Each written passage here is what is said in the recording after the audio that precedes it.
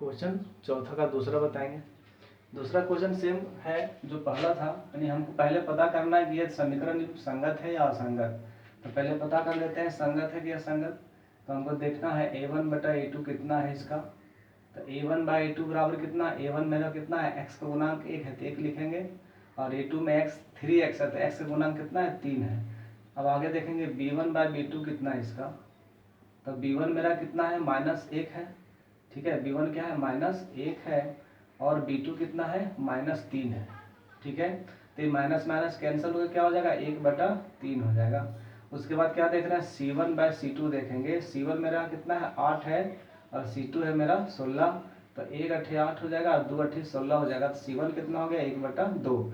तो क्या देखते हैं हम देखते हैं कि चूंकि a1/a2 बराबर b1/b2 बराबर c1/c2 नहीं है, ठीक है। ये दोनों इक्वल है लेकिन ये इक्वल नहीं है, इससे क्या होता है, इसका कोई हल प्राप्त नहीं होगा, ठीक है। तो क्या लिखेंगे, इस समीकरण युग्म के कोई हल नहीं है, कोई हल नहीं है, ठीक है। अतः यह असंगत समीकरण युग्म है, अतः यह असंगत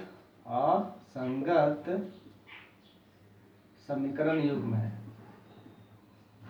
समीकरण युग्म है। पहले हमको यही पूछा था कि जो जिसका संगत आएगा उसी का हमको ग्राफ ही हल करना है। तो हमको पता चल गया समीकरण युग्म जो है सो असंगत है, इसके कोई हल प्राप्त नहीं होते हैं, ठीक है। अब इसी में इसका हम दूसरा बताएंगे, तीसरा क्वेश्चन 4 का तीसरा है। तीसरा में भी हमको वही करना, पहले पता करना है कि ये समीकरण युग्म संगत है कि असंगत।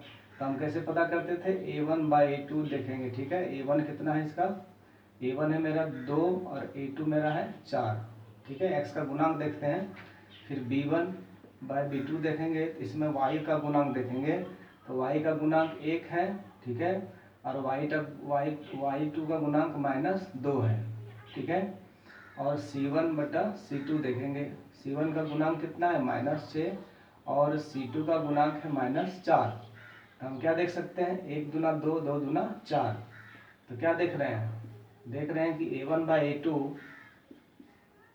a1/a2 बराबर b1/b2 नहीं है, क्योंकि a1 मेरा कितना है, a1/a2 1/2 है, कितना आ रहा है, 1/2, और यहाँ पे कितना है, -1/2। तो इक्वल नहीं है। नहीं है इसका क्या मतलब है, इस समीकरण का एगो यूनिक हल आएगा, यानी कि एक बिंदु पर रेखाएं मिलेगी तो इसका एक हल होगा, प्राप्त होगा। तो क्या लिखेंगे, चूंकि a1/a2 बराबर b1/b2 नहीं है, ठीक है, अतः संगत समीकरण युग्म है, संगत समीकरण युग्म है। जब संगत समीकरण युग्म है तो इसको ग्राफी विधि से हल करना होगा, इसलिए हम यहाँ पे पहले ग्राफ बना चुके हैं। ये ग्राफ वैलिड नहीं होगा एग्जाम में, क्योंकि आपको ग्राफ पेपर मिलेगा उस पर बनाना है, ठीक है। तो समीकरण 1 मेरा क्या है, तो समीकरण 1 से हम 2 हल निकालेंगे x और y का। समीकरण 1 से निकाल लेते हैं, ठीक है। तो समीकरण 1 मेरा है 2x + 2y, ठीक है। 2x + 2y लिखा हुआ है, 2x + y -6 बराबर 0। तो इसको हल करेंगे तो कितना हो जाएगा, 2x बराबर हो जाएगा माइनस जाके उधर क्या हो जाएगा, +6, और माइनस जाके हो जाएगा प्लस, जाके हो जाएगा माइनस। x बराबर कितना हो जाएगा, 6 - y/2। अब यहाँ पे हम x का 2 वैल्यू निकालेंगे और y का भी, ठीक है। यहाँ पे इसी वैल्यू को वहाँ पे रखना है, x और y, ठीक है। इस तरह से आपको भी बनाना है।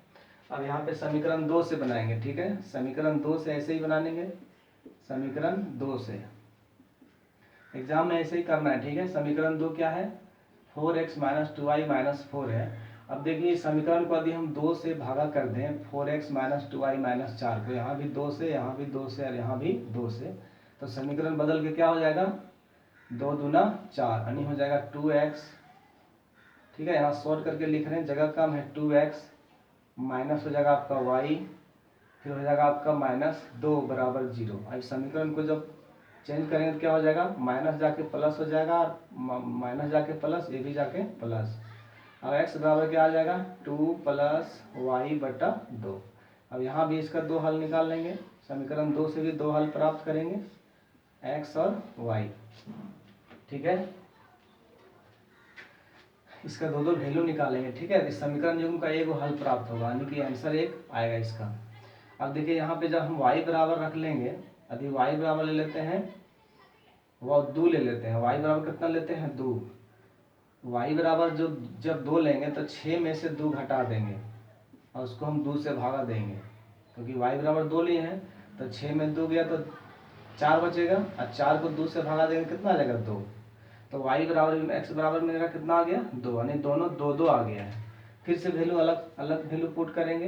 यदि y बराबर हम ले लेते हैं -2, y बराबर कितना लेते हैं -2, माइनस पहले यहाँ से हम लेंगे -2, इसको फिर 2 से भागा देना पड़ेगा, तो 6 + 2 हो जाएगा, माइनस माइनस प्लस होगा ना, तो 6 + 2/2 कितना हो जाएगा 8/2, यानी कि कितना होगा 4। तो x का वैल्यू आ जाएगा 4। यदि y बराबर -2 लेंगे तो x का वैल्यू आएगा 4। तो समीकरण 1 से 2 वैल्यू हम ले आए हैं एक्स वाई का। अब यहाँ पे समीकरण 2 में आएंगे। यदि y बराबर हम ले लेते हैं 2, y बराबर लेते हैं 2, तो 2 और 2 कितना हो जाएगा 4, 2 + 2/2। यदि y बराबर 2 लिए हैं तो 2 + 2/2 होगा, यानी 4/2। तो x का वैल्यू भी आएगा 2। ठीक है, सेम आ रहा है। यदि हम y बराबर ले लेते हैं 4, यदि y बराबर ले लेते हैं 4, यहाँ लेंगे 4, तो x बराबर कितना हो जाएगा, यहाँ 4 बैठा देंगे तो 6 हो जाएगा, तो 6/2 बराबर कितना हो जाएगा 3, तो x बराबर हो जाएगा 3। अब इसी वैल्यू को हमको ग्राफ में रख के और दोनों के लिए अलग अलग रेखाएं खींचेंगे। ठीक है, अब देखिए x बराबर 2 है पहला समीकरण से, x बराबर 2 और y बराबर भी 2 है, तो ये दोनों प्लस में है तो प्लस का वैल्यू इधर वाला सब प्लस का वैल्यू होगा, इधर सब माइनस का वैल्यू आएगा, जितना भी है सब माइनस लिखा हुआ अभी ग्राफ में। तो x बराबर हम 2 ले लिए और y बराबर हम 2 लेंगे, तो इसका बिंदु कहाँ प्राप्त होगा, यहाँ पे आएगा। ठीक है, आपको ग्राफ में इसको बैठाना है, तो यहाँ लिखेंगे 2 और 2, कितना लिखें 2 और 2 लिख देंगे इस तरह से। ठीक है, उसके बाद x बराबर 4 लेना है, x बराबर 4 लेंगे और y बराबर -2 लेंगे, तो नीचे आएगा -2, 4 और -2 यहाँ पे आ जाएगा आपको। ठीक है, यहाँ पे बिंदु दे दिए, इस बिंदु को हम गोल कर सकते हैं। क्या लिखेंगे, पहले लिखते हैं भुज तक कोटि, तो हो जाएगा 4, -2। ये पहला समीकरण का है। अभी दोनों को हम मिला सकते हैं। ठीक है, दोनों को हम मिला सकते हैं।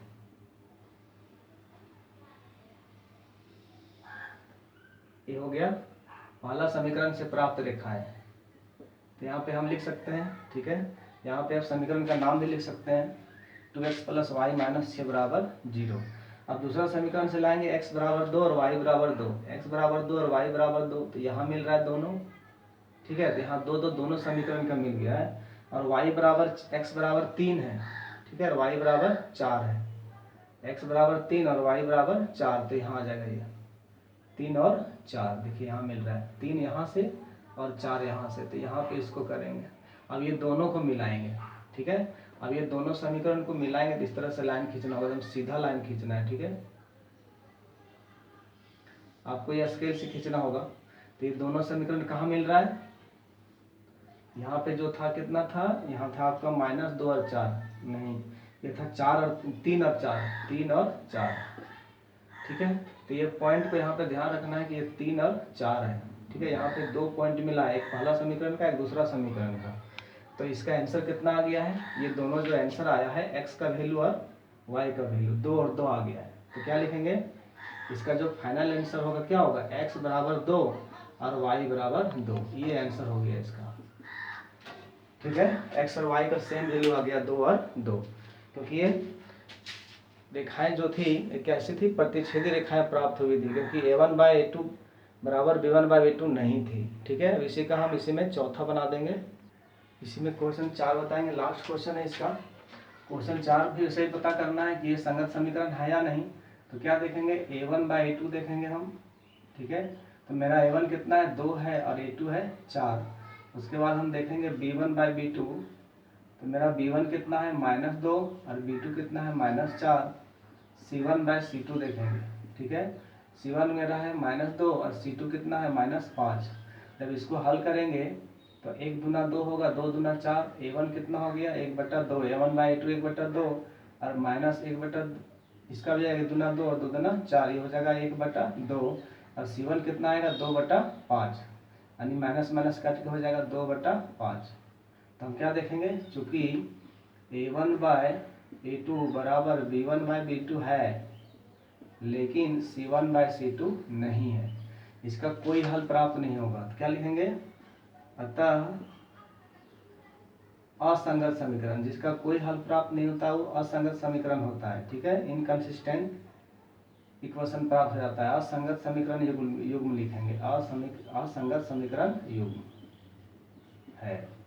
जब असंगत समीकरण युग्म है तो आगे हमको हल करने की जरूरत ही नहीं है। ठीक है, आगे ग्राफ बनाने के नहीं कह रहा है। ठीक है, और ग्राफ बनाएंगे भी तो एक भी हल प्राप्त नहीं होगा। ठीक है, दोनों रेखाएं समांतर मिलेगी। ठीक है, तो इस तरह से क्वेश्चन कंप्लीट हो गया 4।